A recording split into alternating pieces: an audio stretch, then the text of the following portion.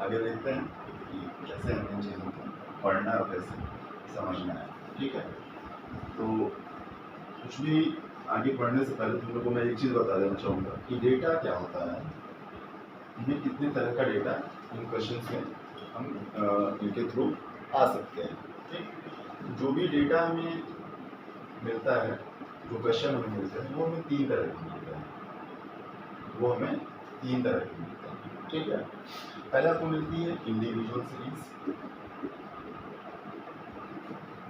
फिर दूसरा आपको मिलता है डिस्क्रीट, और तीसरा आपको मिलता है कॉन्टिन्यूअस। अब ये कैसे दिखती हैं ये पहले समझ लीजिए। इंडिविजुअल सीरीज में आपको सिंपली वैल्यूज लिखी होंगी, जैसे एक कोई डेटा होगा उसमें आपको दिया होगा 5, 10, 15, 20, 25, 30 एंड सो ऑन, कुछ भी हो सकता है, सिर्फ वैल्यूज होती है। इसको हम कॉलम में जब फॉर्म करते हैं तो हम इसको एक्स मान लेते हैं। ठीक है, फिर आपका डिस्क्रीट आता है। डिस्क्रीट में क्या होता है कि वैल्यूज ऐसी ही होती है बट उनके साथ एक फ्रीक्वेंसी जुड़ जाती है। जैसे हम दो कॉलम्स इसमें बनाते हैं, एक्स और एफ, तो आप यही वैल्यूज अगर लिखी होंगी 5, 10, 15, 20, 25, 30, इनकी आगे फ्रीक्वेंसीज भी लिखी होंगी, जैसे 2, 3, 1, 4, 3, 1। ठीक है, मतलब कि 5 जो है इसमें 2 बार आया है, 10 जो है 3 बार आया है, 15 जो है 1 बार आया है। आप फ्रीक्वेंसी का मतलब समझते होंगे क्लास 11 में, तो कौन सी वैल्यू कितने बार अगर कर रही है उसको उसकी फ्रीक्वेंसी बोलते हैं, सिंपल। कॉन्टिन्यूअस में क्या होता है, किसी चीज़ को एक क्लास में बांट दिया जाता है। ठीक, वहाँ पे उसको बोलते हैं क्लास इंटरवल, और उसकी फ्रीक्वेंसी दी जाती है, जैसे 0 to 5, 5 to 10, 10 to 15, 15 to 20 और 20 to 25। फिर उनके आगे लिखा हुआ है ऐसे 2, 3, 4, 2, 1। मतलब 0 से 5 के बीच की जो वैल्यूज हैं वो 2 बार आई हैं। वो कौन सी है ये नहीं पता है, उसे में जानने की ज़रूरत भी नहीं है। ठीक है, फिर 5 से 10 के बीच की वैल्यूज, ठीक है, वो 3 बार आई हैं। एक चीज़ और ध्यान रखते हैं, ये 0 से 5 दिया है ना, मतलब यहाँ पे इसमें जो है 0, 1, 2, 3 और 4 होगा।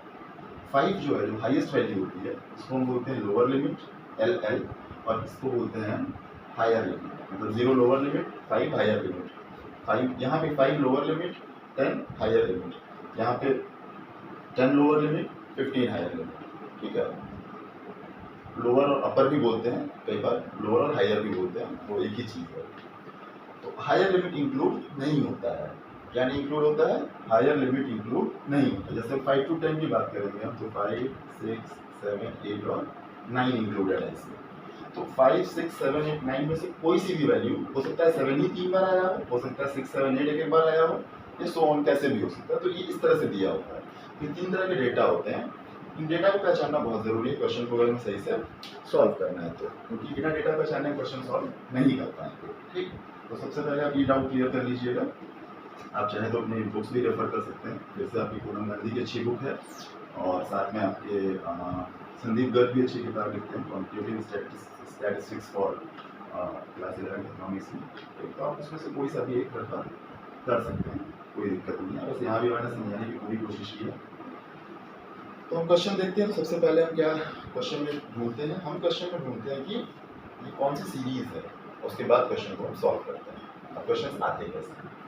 तो सबसे पहले हम शुरू करेंगे मीन से। मीन या इसको हम कई बार आम बोलचाल की भाषा में इसको हम एवरेज जानते हैं। हमारा एवरेज या मीन, एरिथमेटिक मीन भी इसको कई बार बोला जाता है। ठीक है, तो आइए इसको हम एक एक करके तीनों डेटा में कैलकुलेट करना सीखते हैं, कैसे इसको हम सॉल्व करेंगे। हमारा क्वेश्चन क्या है? हमें डेटा दिया हुआ है 2, 3, नहीं छोटा डेटा नहीं लेते, थोड़ा सा बड़ा डेटा लेते हैं। ठीक है, डेटा थोड़ा बड़ा रहेगा तो आपको आसान लगेगा।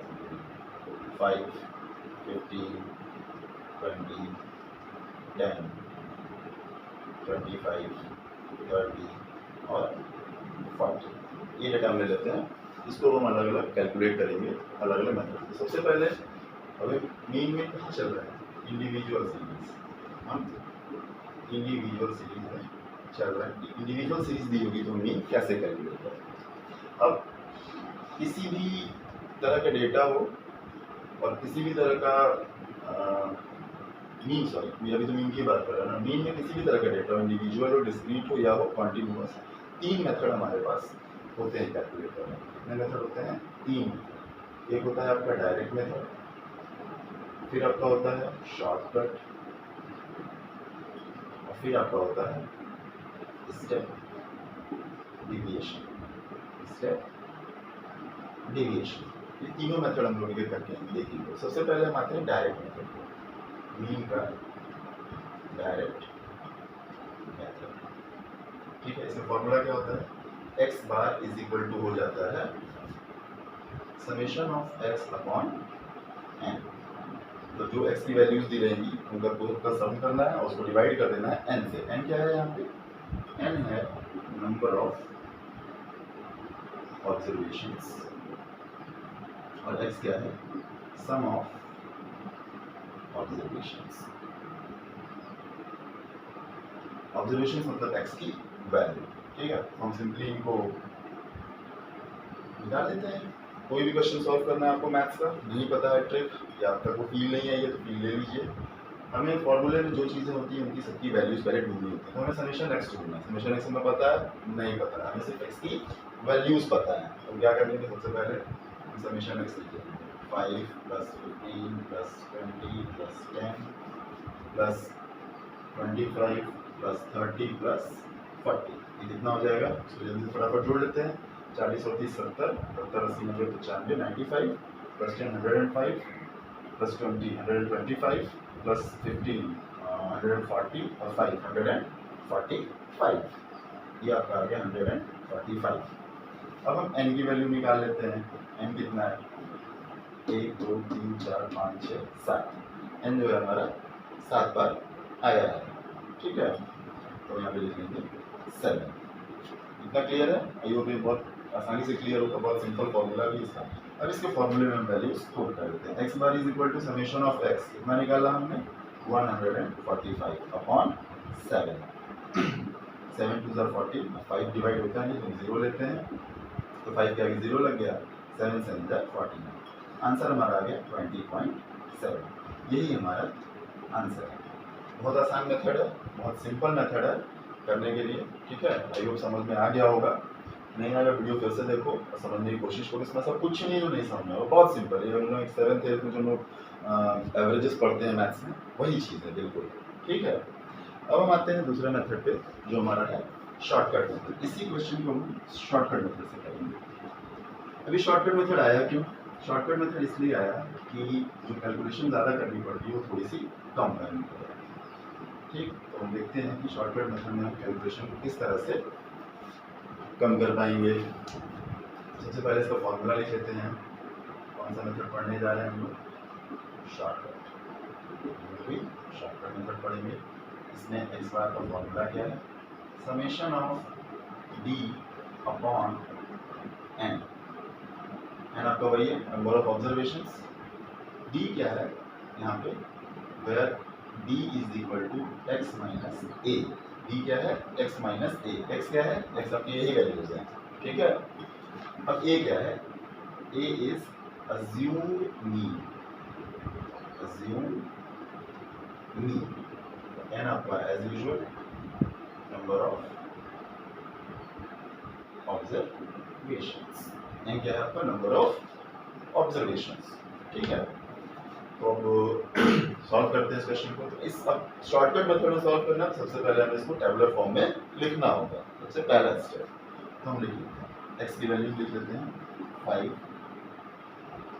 15 20 10 25 30 और 40। ये हो गई हमारी एक्स की वैल्यूज। अब हमें क्या करना है? डी कैलकुलेट करना है, क्योंकि हमें समेशन किसका निकालना है? डी का। डी कैलकुलेट करना है, हमें पता है कि डी का फॉर्मूला क्या होता है? D is equal to X minus A. तो हमें ए की वैल्यू भी पता होनी चाहिए। अब ए क्या होता है? ए यहाँ पे दिया हुआ है अज्यूम मीन। ए की वैल्यू क्या है? Assume mean.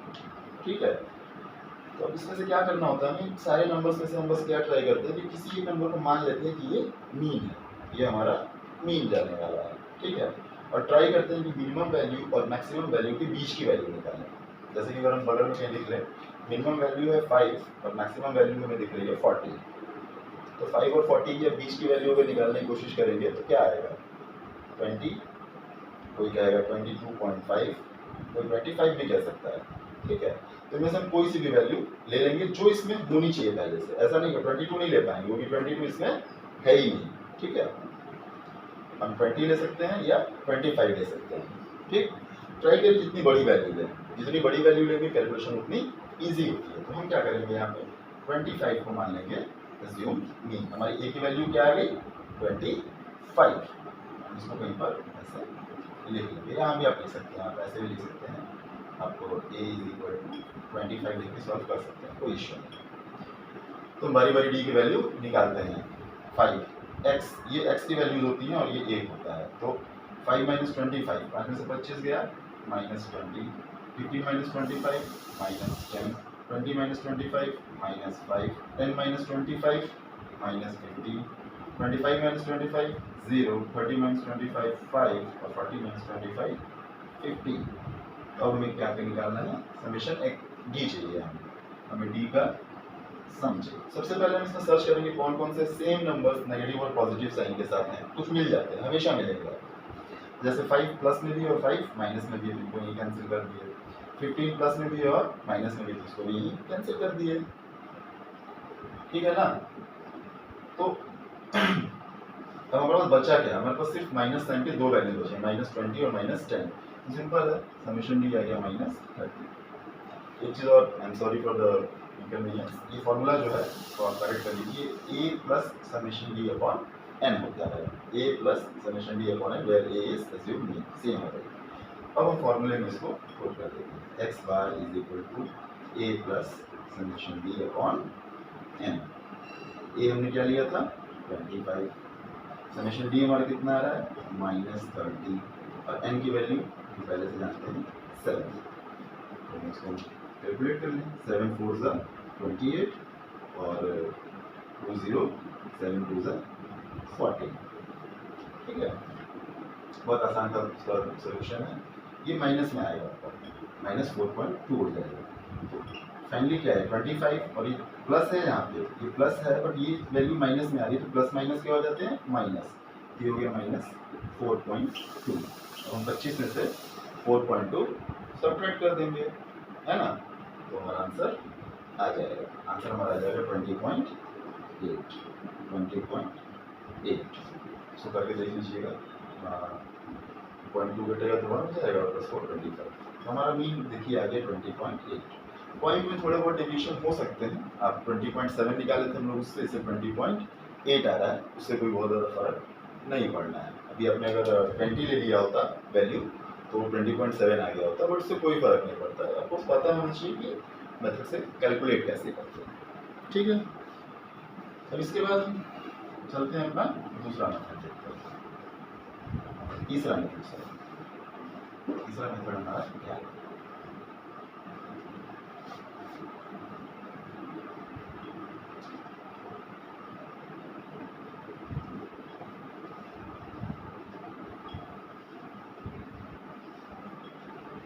तीसरा मेथड है हमारा स्टेप डेविएशन। स्टेप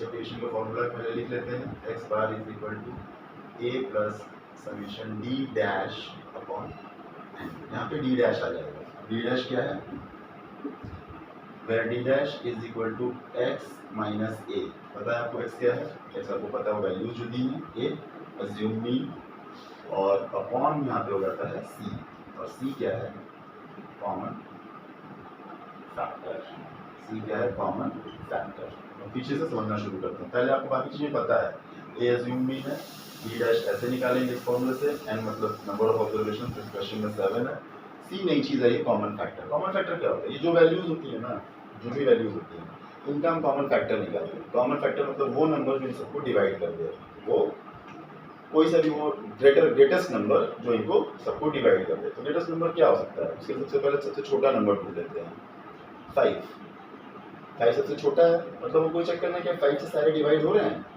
अगर 5 से सारे डिवाइड हो रहे हैं तो 5 हमारा कॉमन फैक्टर हो जाएगा। कई बार आपको जब बड़ी वैल्यूज होती है तो 10 भी कॉमन फैक्टर हो सकता है, कई बार 15 20 तक हो सकते हैं, और कई बार हमें 1 भी लेके चलना होता है। हालांकि जिस क्वेश्चन में कॉमन फैक्टर 1 होगा वो क्वेश्चन आप लोगों को स्टेप डेविएशन से कैलकुलेट करने के लिए नहीं आएगा, क्योंकि उसका कोई मतलब नहीं है। फिर ये आपको समझ में आएगा जब कुछ क्वेश्चन सब सॉल्व करेंगे।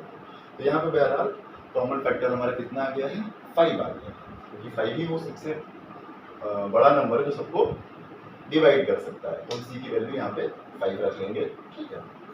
इसके लिए सबसे पहले हम टेबल बनाएंगे। एक्स की वैल्यू हम लिखेंगे 5, 15, 20, 10, 25, 30 और 40। उसके बाद हम क्या करेंगे, डी डैश निकालेंगे। डी डैश जो हमारा होता है x माइनस ए अपॉन सी, ठीक है।